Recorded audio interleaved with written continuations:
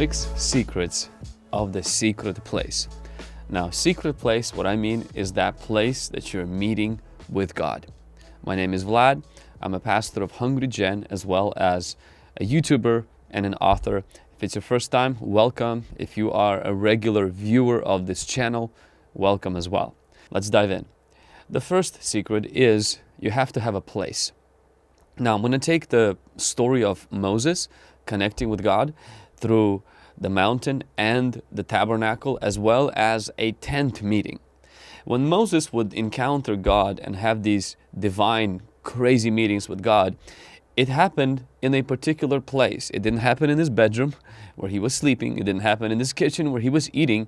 There was this place that he was invited to a mountain. He would climb the mountain, and then afterwards he would actually build a tent of a meeting outside of where the people were, and he would go in there and talk to God. And then later on they had a tabernacle where he would also connect with God. In Exodus chapter 33 verse 7, it says, Moses took his tent and pitched it outside of the camp, far from the camp, and called it the tabernacle of meeting. And it came to pass that everybody who sought the Lord went out to the tabernacle of meeting, which was outside of the camp. If you want to have a secret place, you have to, number one, have a place. This place, Jesus says, go into your room. It could be a room, it could be a closet, it could be a basement. You can actually go physically to a park, to a river, to a mountain, and there you spend some time with God. Jesus did a similar thing. Actually, he had a place. The Bible says he would go to a desolate place. We know he fasted for 40 days in the wilderness. It wasn't where he lived. He went somewhere outside of his norm, of what he was familiar with. And then he would go out early mornings to desolate place, to a desert, to empty place where there was quiet, there was nobody there. And then he would spend evenings sometimes on the mountain, spend all night in prayer to God somewhere away. There's nothing wrong with praying where you live, where you sleep, where you eat. But something happens to your mind, I feel like even to your spirit, when you begin to make a place outside of your norm. You can have this place where you go regularly, like a few times a week, or you can have this place where you go once a month or once in a few months, somewhere where you go longer to be with God. Rent a hotel, maybe rent a cabin, or pitch a tent and just be with God, part of the secret place strategy. The second thing I want to mention is make it a regular thing in your life. Exodus chapter 33 verse 7, in another translation it says this, it was Moses' practice to take the tent of the meeting and set it up some distance from the camp. So it wasn't just something that he did occasionally. It was his practice. It was his habit.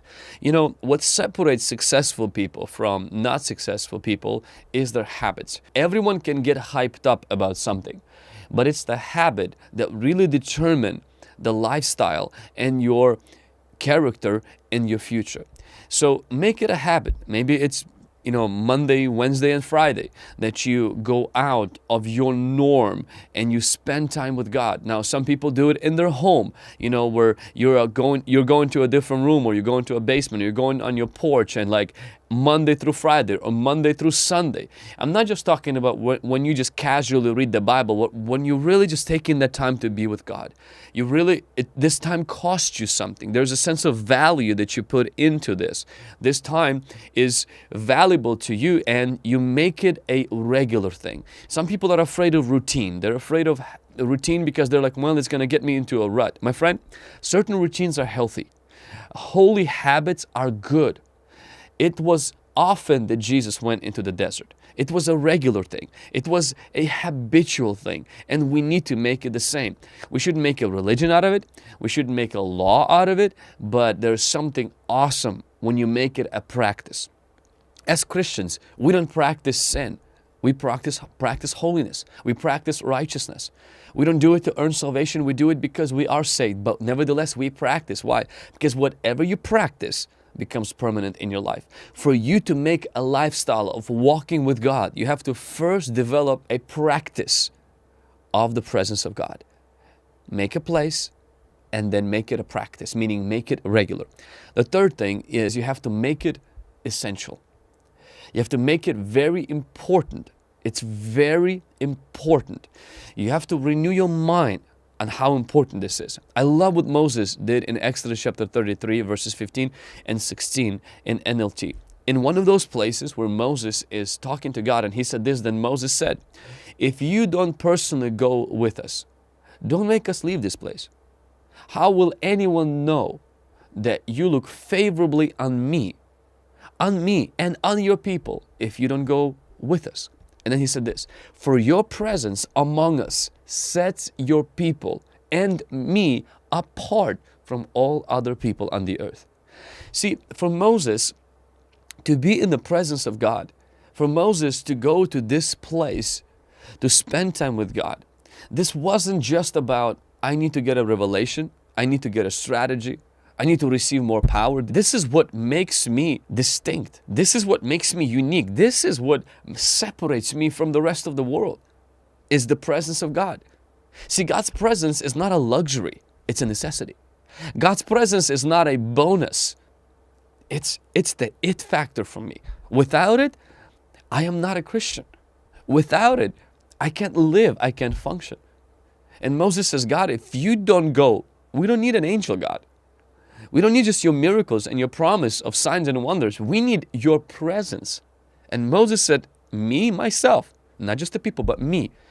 Like, if you don't go with me, God, if your presence is not with me, then what makes me different as somebody who is not a believer in a creator?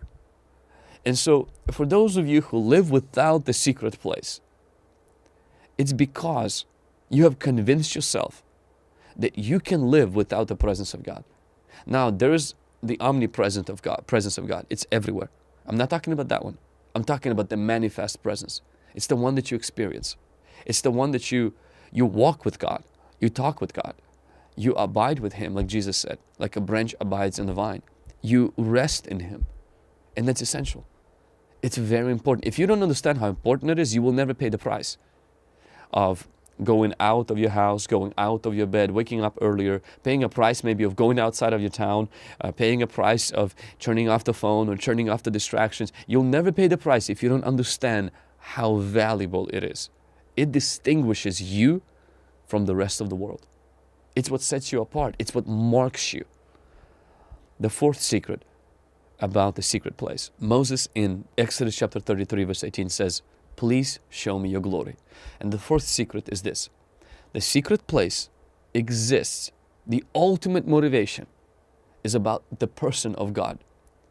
Not to get fresh principles, not even get fresh power, not to even get renewal of your purpose, and not even to experience the warmth of His presence. Now, all of these are true, and not even to solve certain problems that you're facing. As you go into the secret place, I do believe all of these will be affected. There will be problems that God will solve because of the secret place. There will be a warmth of His presence you will experience because of His presence. There will be also the power that will be released in your life, because the Bible says disciples had boldness and they healed the sick because they were with Jesus. That's what the Pharisees said. But the real ultimate motivation for the secret place is, show me your glory. Meaning Moses was saying, God, I got the power. You gave me that. I got the purpose. You gave me that. You promised your presence. You gave me that. You gave me a promise that you will get us to the promised land. You gave me that. I want to know the person. I want to know you. God, you're my friend. And I want to know my friend. God, show me who you are like. I want to know you. That's incredible. God spoke to Moses like He spoke to a friend, face to face. And Moses lingered, not to solve a problem, get a new promise, get some principles or a purpose, or even feel God's presence. He just wanted to be with his friend. And his friend was God. And Jesus would often go into the desert to pray. Think about it. Jesus did not need more power. Jesus did not need more spirit. Jesus did not need direction. Jesus loved His Father and He wanted to spend time with Him. And so the ultimate motivation is not to get a fix or even to get filled. It is to passionately love, be with the one who died for you and the one who turned you from a foe to a friend, from a foe to a family member. And He's your God, your Father, and He wants to spend time with you. And that's huge, because some people go to prayer, to the secret place with books to read. Nothing wrong with that. Some people go to that place with problems to present to God. Also nothing wrong with that. Some people go in to get a new strategy. Also nothing wrong with that. But after you're done with all of that, you have to be reduced to love. To love Him. That's the first commandment. And then the power will increase. All of these things will increase. But it wasn't your motive. It wasn't your goal. Your goal is Him. He's your reward. He's the pearl of great price. He's not a means to an end. He is the end. Everything else is a means to Him. And that was the purpose of the secret place. I believe that's one of the reasons why Moses, after not going to the mountain for some time, he pitched a tent outside. It's not that Moses couldn't solve certain problems. It's not that he needed more power. He just wanted to talk to his friend. And his friend was God. He cultivated this relationship. The fifth secret of the secret place is there will be results. As I mentioned that already. Exodus 34 verse 19, it says, "Now it was when the Moses came down from the Mount Sinai that the Moses did not know that the skin of his face shone while he talked with him." So Moses comes down and Moses is not realizing, he doesn't pay attention to himself, that his skin is shining. His skin, because he spent time with God, started to shine. I feel like God was saying, Moses, because we have this friendship, you're so close to the fire, you're going to catch something. You know, when Jacob encountered God, he limped. When Moses had encounters with God, his face shone. When Jesus came down from the mountain, you know, the Bible says that on the mountain he was transfigured.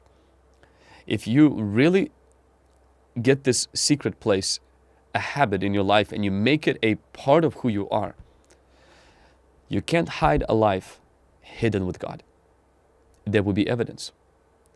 When you are intimate with your spouse, there is children. Somebody gets pregnant. When you're intimate with God, there's going to be fruit.